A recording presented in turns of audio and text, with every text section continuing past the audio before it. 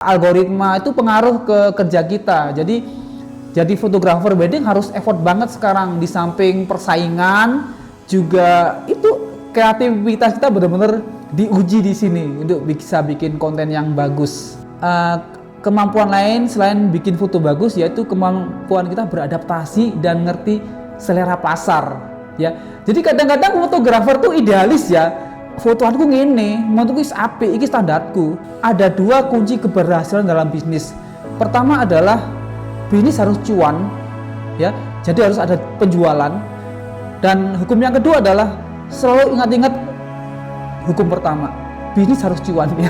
Itu aja sih. Kalau kamu masih butuh duit, jangan idealis sama foto kamu.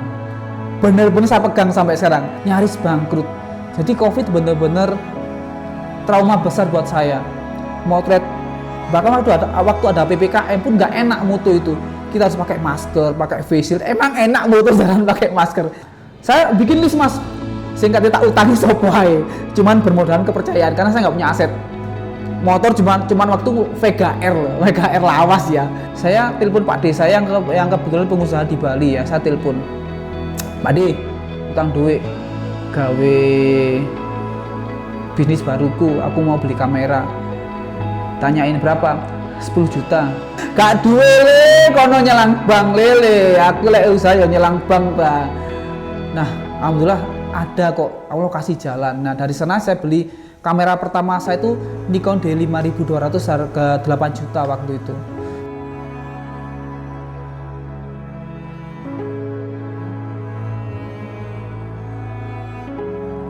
Assalamualaikum warahmatullahi wabarakatuh. Saya Sabto, owner The Prime Fotografi dari Kota Malang. Saya menjalankan bisnis fotografi kurang lebih 11 tahun ya, mulai tahun 2015. Kenapa fotografi? Jadi awalnya sebelum fotografi saya tuh guru bahasa Inggris. Jadi saya punya lembaga kursus bahasa Inggris namanya The Prime English Course. Jadi di tahun 2011 saya buka LBB bahasa Inggris. Setelah itu, kenapa saya buka LBB bahasa Inggris? Karena hobi saya belajar bahasa Inggris, saya suka ngomong bahasa Inggris, saya suka mengajar. Nah, ketika tahun 2013, saya mulai merasa kalau bisnis bahasa Inggris mulai menurun karena perubahan kurikulum di waktu itu. Akhirnya saya berpikir, hobi apa lagi ya yang bisa saya jadikan cuan? Nah, di sana saya kepikiran, selain saya suka ngomong bahasa Inggris, saya juga hobi foto. Kenapa nggak coba bisnis fotografi? Dan akhirnya di tahun 2015 sembari saya masih ngajar di sekolah, saya coba mulai merintis usaha fotografi. Jadi job pertama saya itu saya masih ingat banget pakai Nikon D5200, saya motret acara Agustusan anak TK. Itu job pertama saya dengan bukan gaji ya, bayaran pertama job saya itu 250.000. Jadi kenapa saya ambil bisnis fotografi?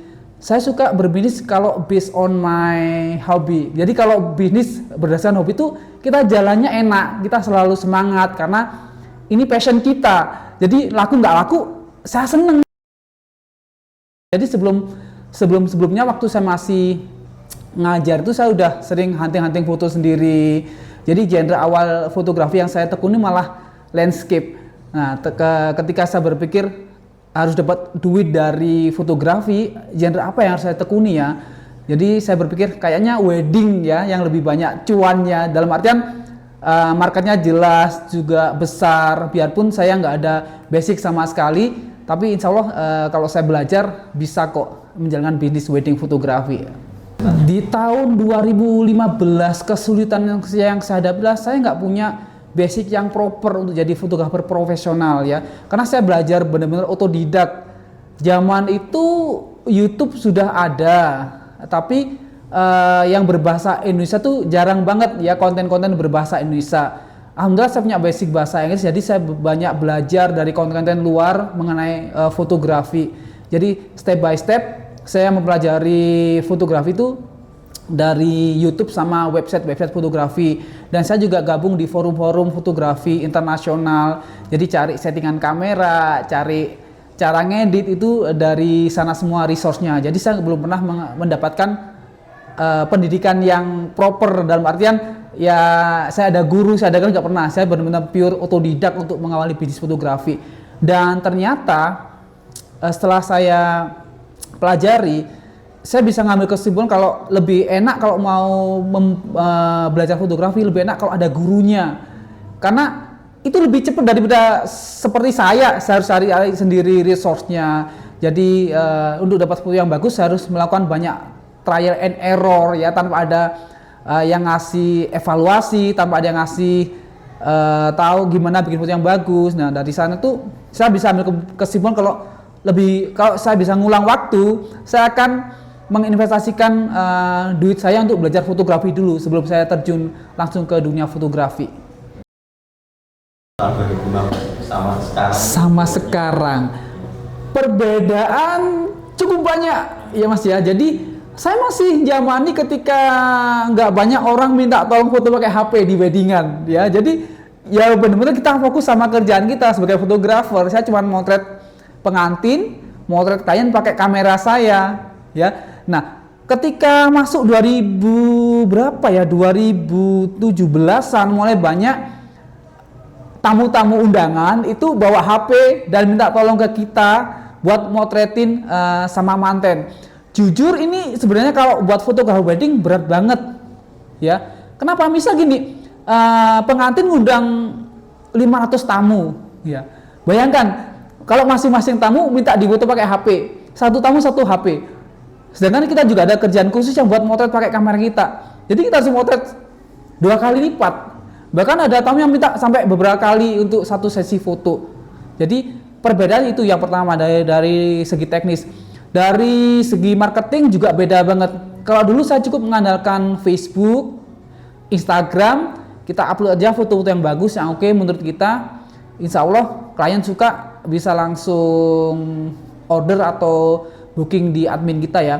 Tapi sekarang tuntutan jadi fotografer wedding nggak cuman bisa foto bagus. Tuntutannya lah gimana kita bisa ngemas foto kita biar jadi konten yang bagus ya.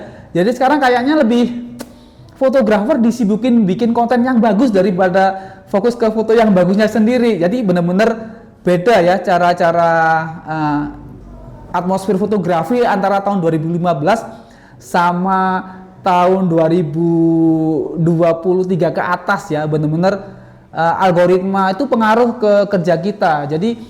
Jadi fotografer wedding harus effort banget sekarang, di samping persaingan juga itu kreativitas kita benar-benar diuji di sini untuk bisa bikin konten yang bagus untuk menarik calon klien sih Mas ya. Caranya kita bisa bertahan selama 11 tahun ya. Saya masih ingat banget ketika di 2015 dulu teman-teman seangkatan saya punya vendor fotografi ya, A, B, C, D.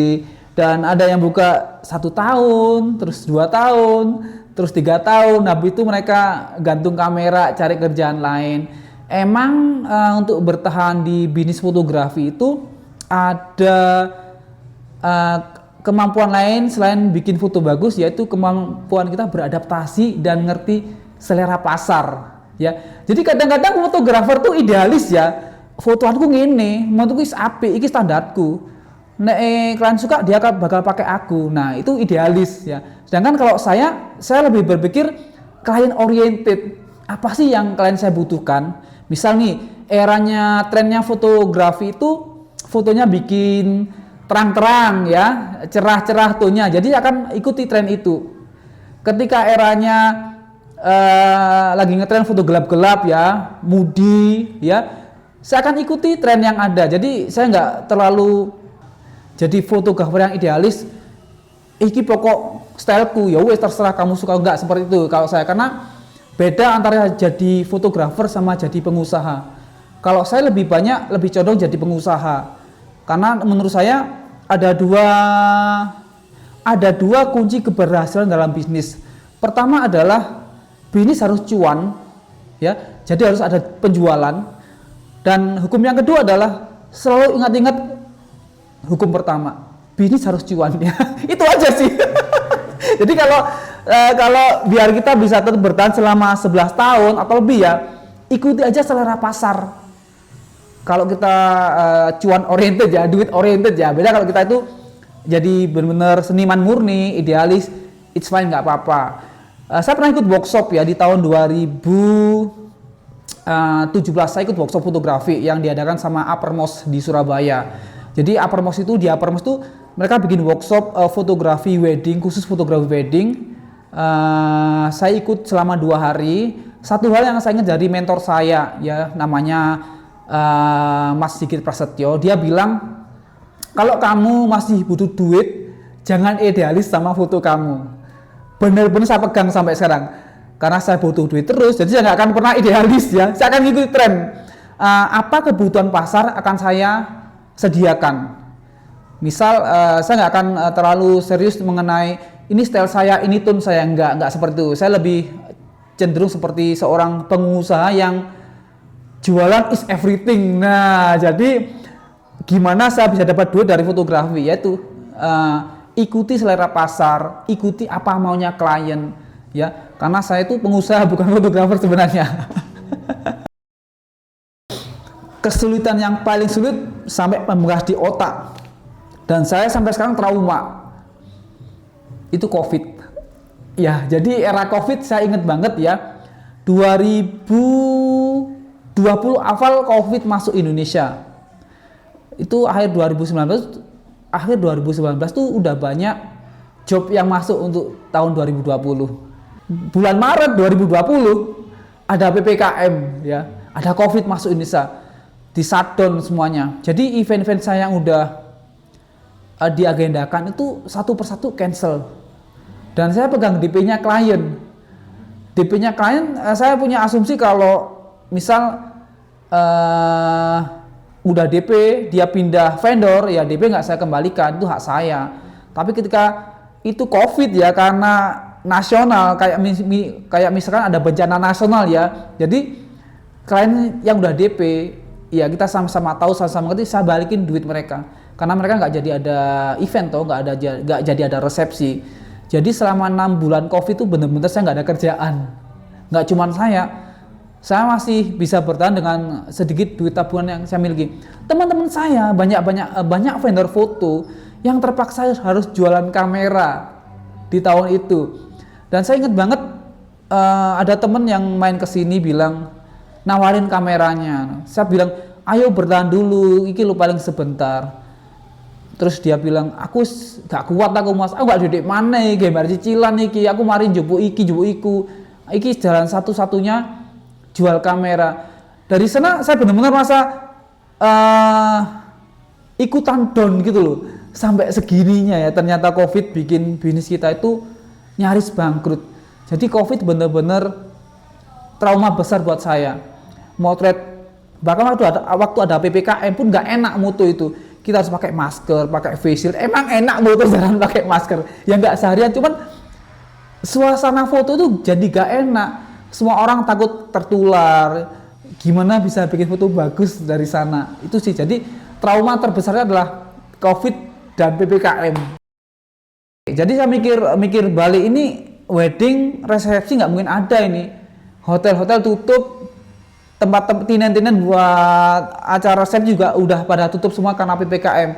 Jadi saya mikir saya muter otak buat harus cari cara lain biar fotografi tetap berjalan dan tetap menghasilkan cuan.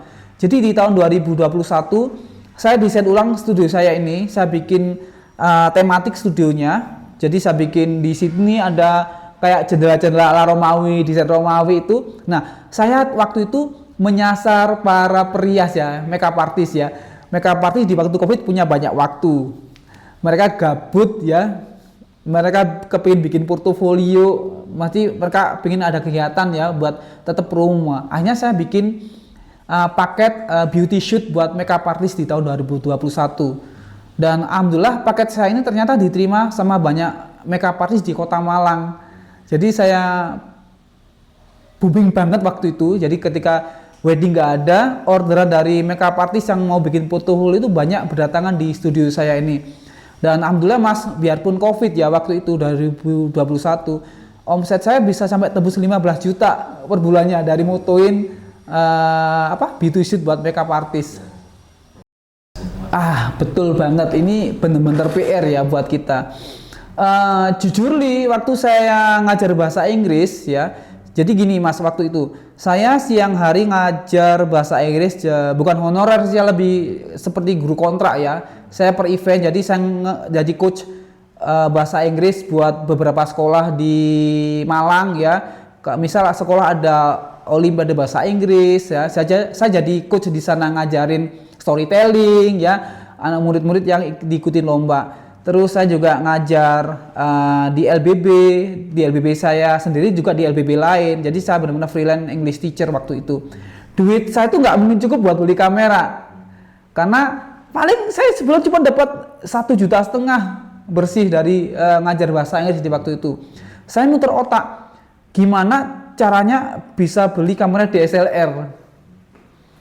Saya coba tanya saya jujur, saya menghindari riba Mas. Saya nggak suka dengan konsep pinjam duit di bank, terus balik dengan anakan ya, nganak duit itu saya nggak. Saya percaya kalau riba itu menghilangkan keberkahan dari hidup kita. Jadi saya mencoba sekeras mungkin nggak pinjam duit dari bank. Akhirnya pinjam saudara Mas. Saya telepon Pak D saya yang kebetulan pengusaha di Bali ya. Saya telepon, Pak D, utang duit, gawe bisnis baruku, aku mau beli kamera. Tanyain berapa? 10 juta. Alhamdulillah ditolak sama Pak D saya ya. Gak duwe le, kono nyelang bank lele. Aku lek usaha ya nyelang bank, Bang. Nah, karena saya orangnya itu keras kepala. Ya kalau ditolak satu pintu, saya harus coba ketuk pintu yang lain. Karena insya Allah pasti ada jalan lah. Kalau kita mencoba di jalan yang diridhoi Allah untuk menolak riba, pasti ada jalan lain. Nah, saya bikin list Mas, singkatnya tak utangi sopai, cuman bermodalkan kepercayaan karena saya nggak punya aset. Motor cuman waktu Vega R lawas ya. Kerjaan juga cuman mengandalkan jadi guru bahasa Inggris, freelance guru bahasa Inggris ya. Dan LBB saya waktu benar-benar menurun murid-muridnya. Jadi saya benar-benar di waktu itu 2013 tuh mulai menipis keuangan saya. Setelah saya list, Pak D menolak, teman menolak, alhamdulillah ada orang baik yang mau kasih pinjaman Mas, tanpa bunga dan tanpa jaminan. Saya pinjam ke orang baik tersebut, dia langsung kasih duit tanpa bunga, tanpa jaminan. Nah, alhamdulillah ada kok, Allah kasih jalan. Nah, dari sana saya beli kamera pertama saya itu Nikon D5200 harga 8 juta waktu itu. Nah, dari sana November akhir itu saya belajar. Jadi sepanjang 2014 saya belum menerima job. Saya benar-benar fokus 1 tahun buat belajar fotografi dari basic. Itu Mas. Jadi duitnya dari utang, tapi saya nggak utang bank Mas. Omset saya tertinggi ya, alhamdulillah Mas, 2017 sampai 2019 itu benar-benar omset tertingginya The Prime Fotografi ya. Jadi di tahun kedua saya buka bisnis fotografi, saya kan buka 2015, 16, 17, 18 lah ya, 18 sampai 19. Di tahun ketiga saya bisnis fotografi itu benar-benar meledak The Prime Fotografi karena awareness dari orang-orang yang butuh jasa fotografi itu ke kita semuanya. Jadi mereka udah kenal brand saya, Prime Fotografi. Waktu itu kita bisa sampai 75 juta per bulan Mas. Waktu high season musim wedding. Kalau nggak high season kisaran 35-40 juta Mas. Tuh. Dan omset paling rendah The Prime Fotografi kayak tadi Mas, Covid Mas. Covid itu di tahun 2020 Mas. Benar-benar awal tahun itu kita nggak ada pemasukan, nggak ada job. Jadi teman-teman yang saya freelance juga saya minta maaf ke mereka, kita nggak ada job sama sekali untuk tahun ini. Tapi pastikan tetap belajar foto ya. Jadi biarpun nggak ada job, praktek foto harus tetap lanjut. Jadi 6 bulan saya nggak kerja, nggak ada pemasukan dari fotografi di awal Covid 2020 itu. Jadi kita jadi pertapa Mas. Oke, bagi adik-adik ya yang mau memulai bisnis fotografi, pesan saya satu, niatkan untuk cari duit. Pastilah ya. Kalau memulai bisnis apapun ya, nggak cuma fotografi. sebisa mungkin hindari riba, hindari duit dari bank. Biarpun kamu punya kesempatan dikasih pinjaman ratusan juta, saran saya, kamu waktu tidur tenang itu lebih berharga daripada mikro cicilan. Jadi gini mas, kalau kita misal ya, saya nggak punya duit, saya mau buka usaha, saya utang di bank, yang jamin jualan saya itu laku bulan ini, bulan untuk cicilan nggak ada mas. Tapi tagihan bulan depan pasti ini loh. Jadi akhirnya saya nggak bisa tidur kan, mikir, waduh kok grono pemasukan. Nah ini benar-benar nggak ada ketenangan dalam hati. Kalau hati kita nggak tenang, bagaimana mungkin kita bisa berbisnis dengan enak? Ya, jadi saran saya buat semua teman-teman yang masih muda, yang mau berbisnis, sebisa mungkin hindari riba. Ya, entah utang bank, entah utang retenir, entah utang KPR, koperasi. Ya, kalau Anda Muslim, hindari riba. Itu saja sih kunci bisnis ya. Biar kita tuh ya bisnis enak gitu loh. Ketika kita nggak punya utang di bank, biarpun bisnis nggak jalan, kita masih tetap waras karena kita nggak ditagih debt collector. Kebanyakan orang yang gagal itu yaitu karena sok-sokan utang duit nang bank tapi dia nggak punya dana cadangan yang gede. Sedangkan bisnis itu, kalau kita berbisnis, jangan ngarep bati atau keuntungan di tahun pertama. Ya fokuskan tahun pertama untuk belajar memahami bisnis kita. Kalau kita sampai money oriented di tahun pertama, insya Allah kita akan banyak kecewanya daripada happy-nya ya kalau di tahun pertama kita ngawali bisnis. Jadi saya merasakan sendiri mas. Jadi waktu 2013 itu emang godaan untuk utang bank itu ada, tapi saya mikir lagi, iki aku utang saiki, terus ulang ngarep aku udah nyicil. Nah sedangkan aku kemampuan fotografiku sih buruk, saya mau pakai jasaku sopo, yakin bisa balikin itu cicilan itu. Nah dari sana mas, saya akhirnya benar-benar nggak berani untuk ambil cicilan di bank. Jadi untuk pengusaha muda sekali lagi, hindari riba, dekati rabi. Loh kok ketawa saya mas? Kan masih muda. Ini jalan ninja saya, temukan jalan ninja kamu sendiri. Sukses! Shoo!